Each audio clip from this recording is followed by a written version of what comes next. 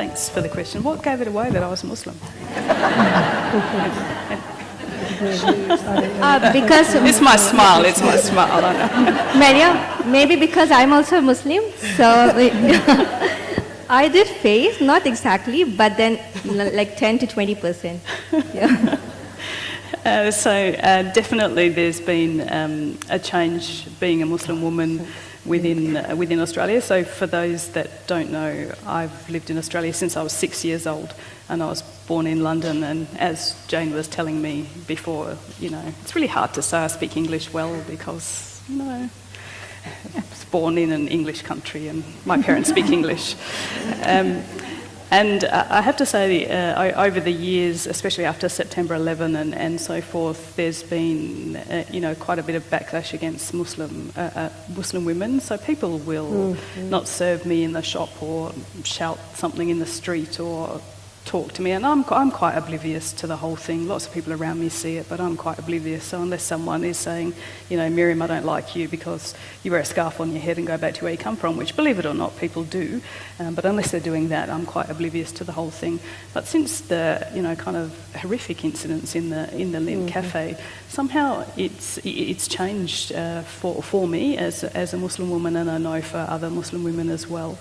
And suddenly it's become okay to target Muslim women. So when people do it, when people used to do it before, someone would always stop and say, are you okay? Or say, that's not okay, to the person that did it. Now that doesn't happen.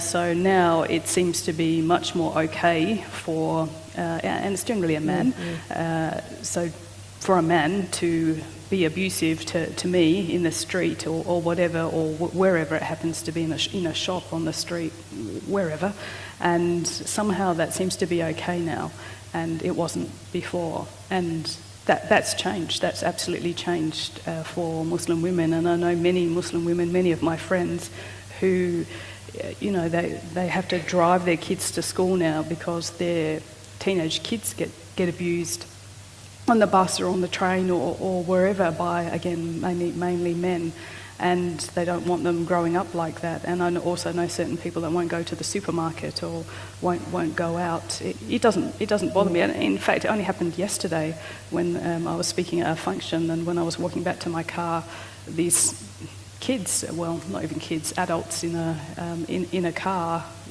kind of stopped and started yelling at me, and I'm so oblivious. I didn't give anyone any joy, really, because I kind of didn't even notice what was going on until I crossed the street. I thought, I think they were shouting at me, and it was like, kind of no joy. But not everyone's like me, and it's quite unusual. Yeah.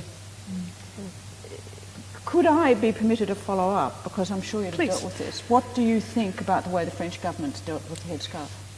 Oh, look, I think it's just shocking. I mean, it's just horrible. Lucky to live in a country where you can dress or look or whatever as you want generally, and for a government to say you can't be like that, and you can't go to school if you wear a scarf, or you can't get a job, or you can't be in the government, or you can't do anything else. It's like, wow, if I wear or I don't wear a scarf, does it change who I am?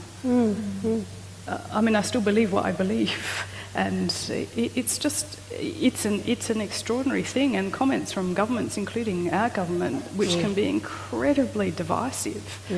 And if you don't know another Muslim person, a lot of people say to me, you're the first Muslim person we've ever met, and actually you're quite normal, so that's kind of nice.